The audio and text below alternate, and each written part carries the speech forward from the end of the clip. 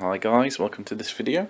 This is a follow-up video for my Tournament 2016 video from before, and basically this is a review of what happened in the first round. There is a total of 5 rounds and it's going on for basically 1 month, so quite a while to go yet. But what I like about this format is that you actually get to finish your games, you get to complete things.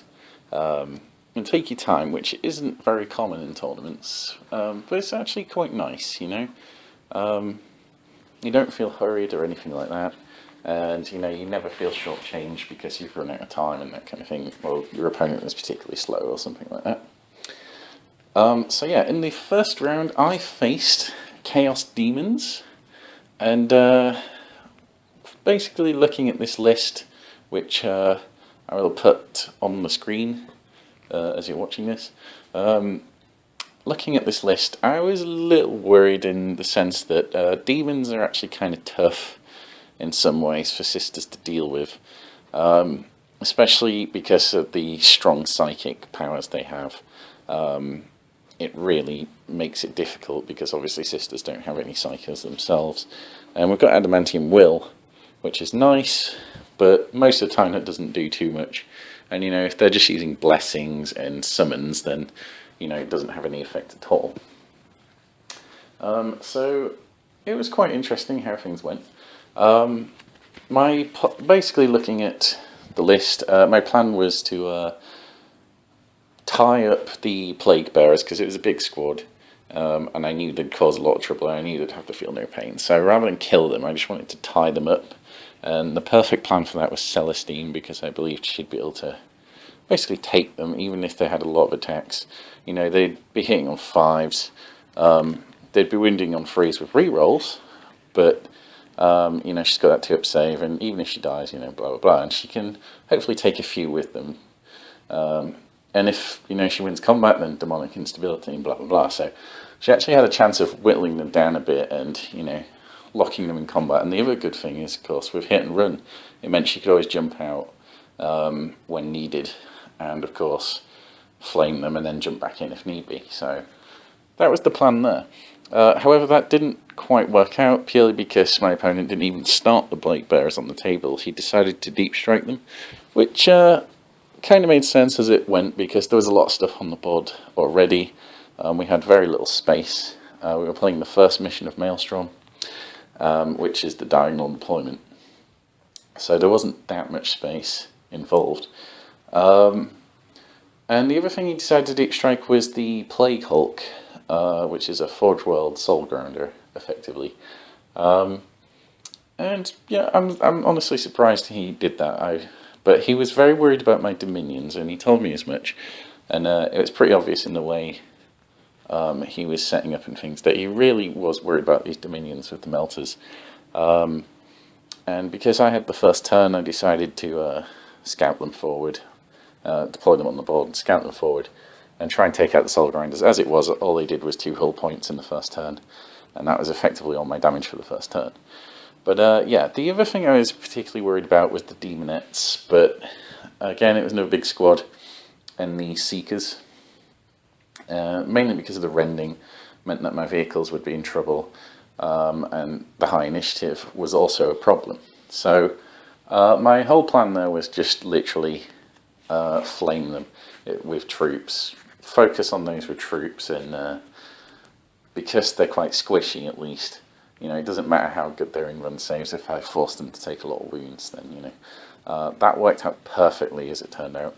In fact, I took 1 sister squad against the huge squad of Demonettes, fired the Flamers with their active Faith on, and that was enough on its own to wipe the entire squad of 19. I didn't even need to fire the Bolters or add anything else, even though I'd set up other attacks. So pretty crazy there, but another squad completely wiped the Seekers, which was good. This is all on turn 2, by the way. The Penitent Engines were being very slow to get in. The whole point was that we were going to run forward and do things. But as the game progressed and he started deep striking in behind me and moving things behind me and summoning things behind me, they ended up just turning around and going into combat instead with the things that were appearing. Now, as it turned out, the Plague Bearers didn't even show up until turn 4, which was very fortunate for me. And the first thing he summoned was a unit of Blood Crushers, which mishacked and went into ongoing reserves, so that bought me another turn right there. Then they came on at the same time as a summoned unit of Blight Drones. And the Blight Drones, I basically held up with Celestine in the same way I was planning to do the thingy, the Plague Bearers. So she still did the same job effectively. Now, even though she should be able to beat Blight Drones, and she did eventually, her rolling for the first 2 turns against them was terrible. And she caused like 1 wound, which was saved anyway across 2 turns, which was pretty bad, but eventually she managed to start whittling them down, and eventually they basically all died out. But the fact was, with them being stuck in combat, it really, really helped. And she could just basically last there all day. Even though she finished on 1 wound, she did actually survive the whole game without actually dying once, so that's pretty good. So yeah, the Penitent engines went backwards and actually ended up dealing with the Seekers, which had flown all the way into the backfield. And then I combined the efforts of the Repentia and the Battle Conclave, which were all kind of in the middle of the board at this point. They just turned around and went for the Warlord, who had left his unit at this point, and also the the Blood Crushers, respectively. So yeah, they managed to beat them all in close combat. The Plague Hulk was deep struck right behind the lines on their objective that it needed, and they just basically turned around. The Repentia turned around and just chased it around for the rest of the battle until they finally got into combat with it, and obviously destroyed it, blew it up with some melter bombs, actually, which is kind of funny.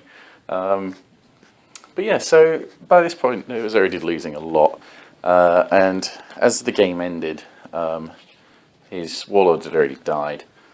His Demon Prince was still flying around with iron arm on, but he needed objective 4, which was in the top right corner, and I had a squad of Battle Sisters whose Rhino had been wrecked. This was the same squad of sisters who destroyed the Demonettes. So they'd basically gone and sat on this objective when I needed it, and it turned out it was a Skyfire objective. So that meant they could actually fire their flamers and things at the Demon Prince, which was really nice. And they did enough. Well, they did a couple of wounds to him, and having only 4 wounds anyway, he made the risky call by this point because he was desperate for that objective. It was worth 2 points to him. All he needed to do was kill this small squad of sisters. Yeah, he decided to land the Demon Prince whilst moving the Plague Hulk around the back. So his whole plan was to like sandwich them and get something in to kill them, and then that would be enough. As it turned out, though, Celestine was now close enough to join their unit, combining her firepower and tanking for them. And the last Penitent engine left had been running to the last Soul Grinder on the board, but that was destroyed by Dominions. And so instead, he joined in as well. I'm going for the Demon Prince, which had now landed. And through all the firepower, he did another wound and then finally finished it off in close combat. So that was pretty good.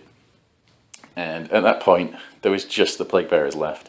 Of course, they tried to come in, they mishapped again, and this time I was able to place them where I wanted, so I placed them really far on the other end of the board where they'd be completely useless.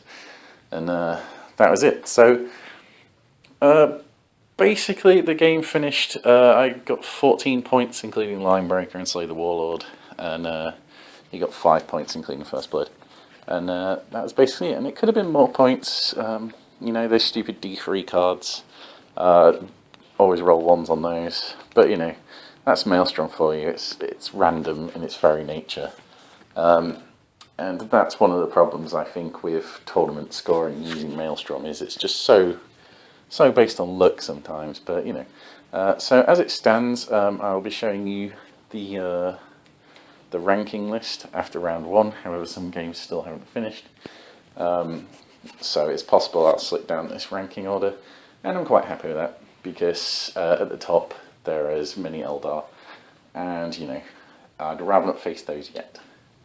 So yeah, pretty good first round, 3rd place for the time being. what I'll take away from this game is basically that even though I sacrificed all my shooting in this list, it's paid off, at least in this game, because even though he had a lot more range shooting than I did, it still wasn't like a significant amount, and I didn't really miss the exorcists. If I would have had an exorcist, I would have been shooting at the Demon Prince on turn 1 before it took flight. And other than that, it probably wouldn't have had that many targets. Maybe the Blood Crushers, but honestly, the close combat units have been doing better again, so I'm really not regretting my decision yet. Of course, that could change, but we'll see. The other thing is that this really highlights the dangers of deep striking, especially at a high points level with big squads, because they have such a big footprint that it's so easy for them to mishap. And with so many models on the board, there's very, very few safe places to actually land.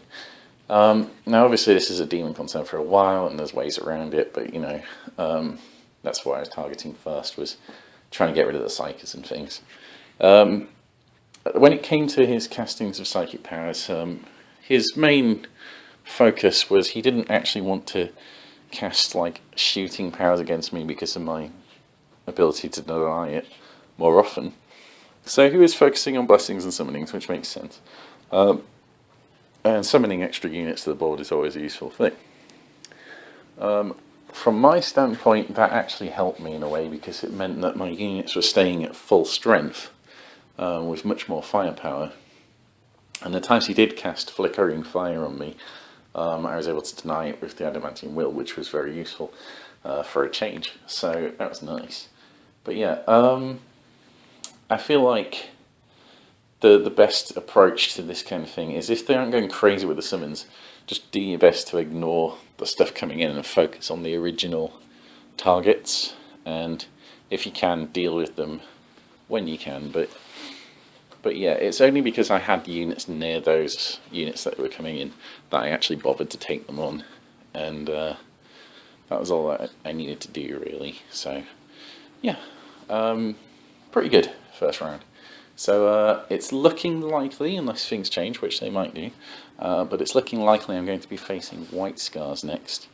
And this list is going to be even filthier than most, in that it's got lots of mini bike squads with Grav, and a whole lot of Centurions with Grav in drop pods, so that should be interesting. And of course, the typical Chapter Master on a bike. So I already know that a Chapter Master on a bike is going to be a struggle to take down in close combat, but I'm hoping I can wipe those Centurions, and we'll see. But I might not even be playing them yet, so we'll find out. So I'll keep you posted. If you like this video, remember to click like, and don't forget to post your comments below, and I will get back to you as soon as I possibly can if you have any questions. And other than that, remember to subscribe for more videos in the near future. Thanks for watching. See you next time.